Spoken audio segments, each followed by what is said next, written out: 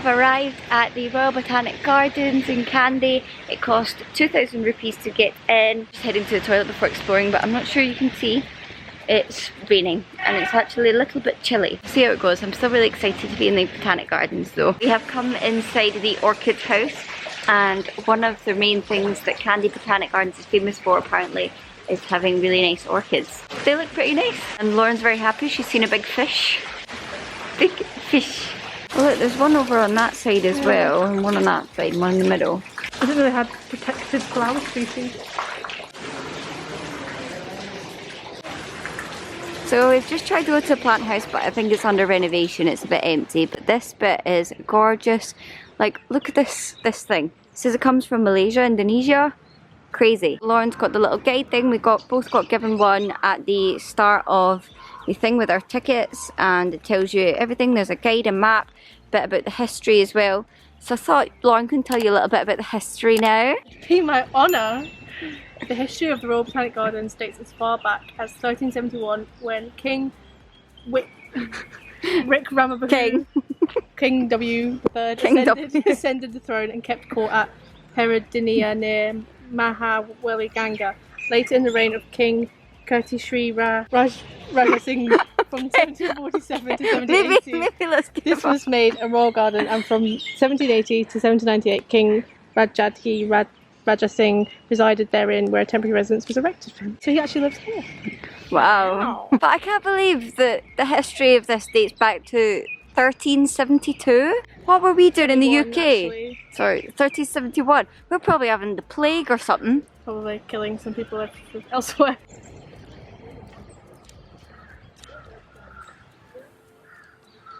We're scared to go down.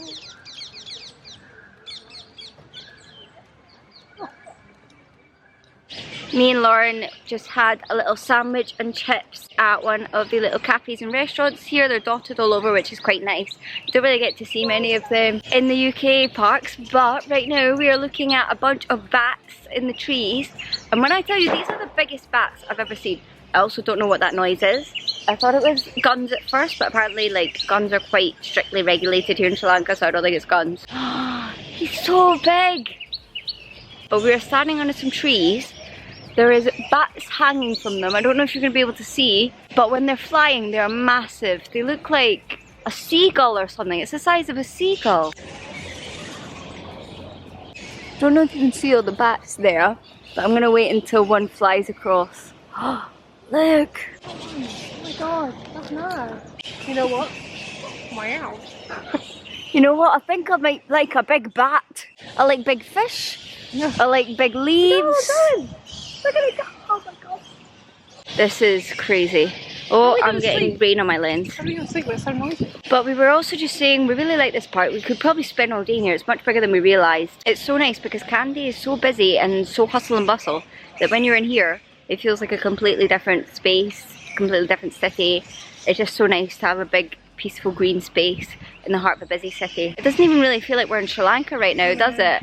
Apart from the crazy big bats and some of the plants. But yeah, this feels like a National Trust thing, like in the UK. It's amazing. British National Trust. I want to look at that one hanging with its wings out. Oh, wow. The wildlife here in Sri Lanka so far has been crazy. Like, we've just been roaming around, doing our thing, and so far we've seen those crazy bats. We saw a peacock when we went to Sagira Rock. We've seen wild monkeys and everything as well. What else have we seen? We've seen an elephant. Dogs. And dogs, obviously. Cats. Cats. Anything else? Geckos. Gecko. We've also seen quite a lot of birds. I think Sri Lanka is quite famous for its birds. We've seen pelicans. We've seen like something like a crane or like an egret or something like that, and other ones. I'm pretty sure I saw some sort of small eagle as well. Lauren did not see that. She doesn't believe me. But it was something in that family, I feel. And that's just been like from us doing like our day-to-day activities. So I'm really excited when we go actually look for wildlife later on in our trip. This is absolutely amazing, and it's just on one quite small island as well. There's so much to see and do. I'm amazed. Animals. Yeah, very good for if you enjoy your wildlife. I feel like we've seen more than that. Well, at least up to me, yeah. And Lauren's seen some big fish today, so she's happy. I love big fish. Even that I love big fish and I cannot lie. You other ones can't deny. when a fish walks in with a itty bitty, How is the fish gonna walk in? when the fish swims in with a big old face and With a big fin and a big tail in your face, you get burned. You get burned? You get lots of serotonin. I want a picture of These are that tree of pretty me cool trees. leaning on it. Trying to hold it up.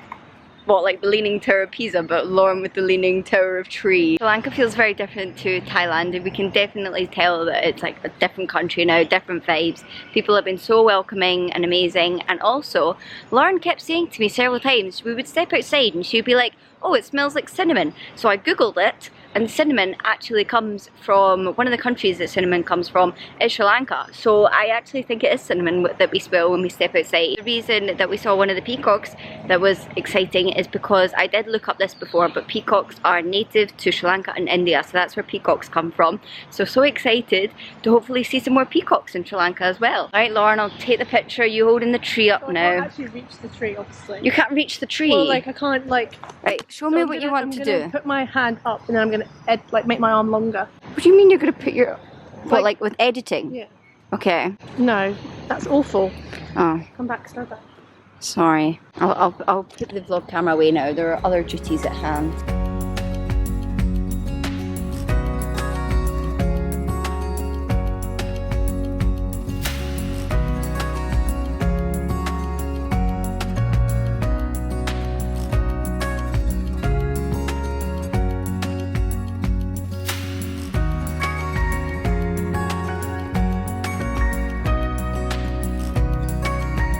That tree looks like a giant umbrella or a giant mushroom, and this tree is called sausage tree, and look what's growing on the tree. Sausages.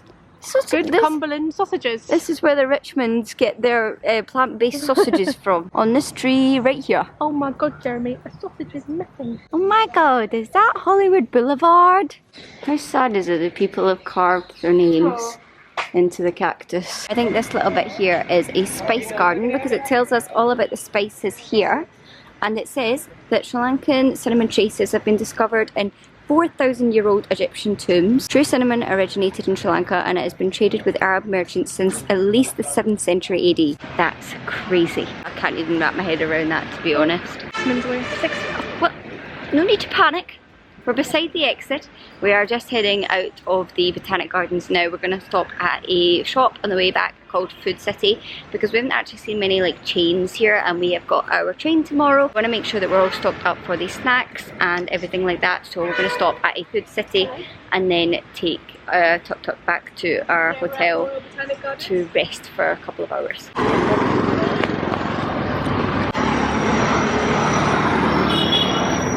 It is a couple of hours later. We went to the supermarket, drove through a protest demonstration, which was a little bit scary, but we did it, and then we picked some snacks up for the train tomorrow.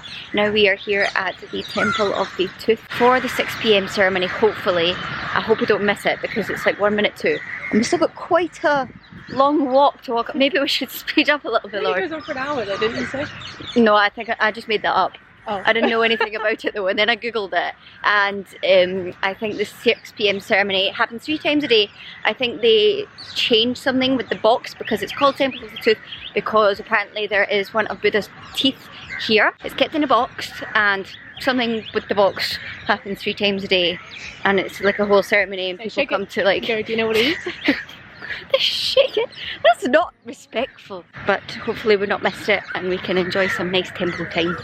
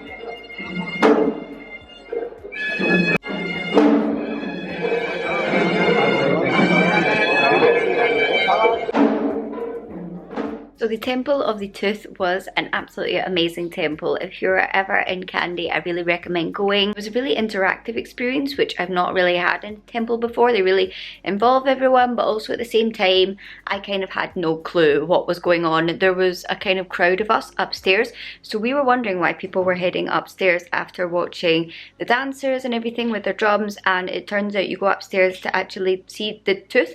I was kind of confused as to what room the tooth was actually in, where the tooth was, and people were going upstairs, and the bit that you saw in the middle where the people were heading in, they were also going upstairs. So there's kind of like a house inside a temple sort of thing, and then we went up there and there was just a crowd of people, no rhyme or reason or anything, and then also a queue on one side. So we were already in the crowd of people. It felt very claustrophobic. I didn't really know what was going on. I think the queue were queuing up to have a closer look at the box that the tooth is in, and they are not allowed to take like photos or anything, but I think if you're in the group at the back, you're kind of allowed to like try and catch a glimpse of something with your camera. But I still don't really know what was going on, but it was a really cool experience, and the whole temple thing was really cool. We were there for about an hour, and again, you don't have to be there at 6 on the dot obviously, because we kind of got swept up with things at about 6:15, and it cost us 2,000 rupees to get in, and then an extra 100 rupees to leave our shoes with people, which is something that we've seen in 2 temples now. We have to pay someone to look after our shoes essentially, which is a little bit of a rip-off, but also not that much money, so kind of depends how you feel about that. I also wanted to come on here to end the video, talk a little bit about the temple, so I hope that you guys enjoyed this video. Give it a thumbs up if you did, and don't forget to subscribe, as I will be posting new Sri Lanka content this week. See you guys next time for a brand new video. Bye!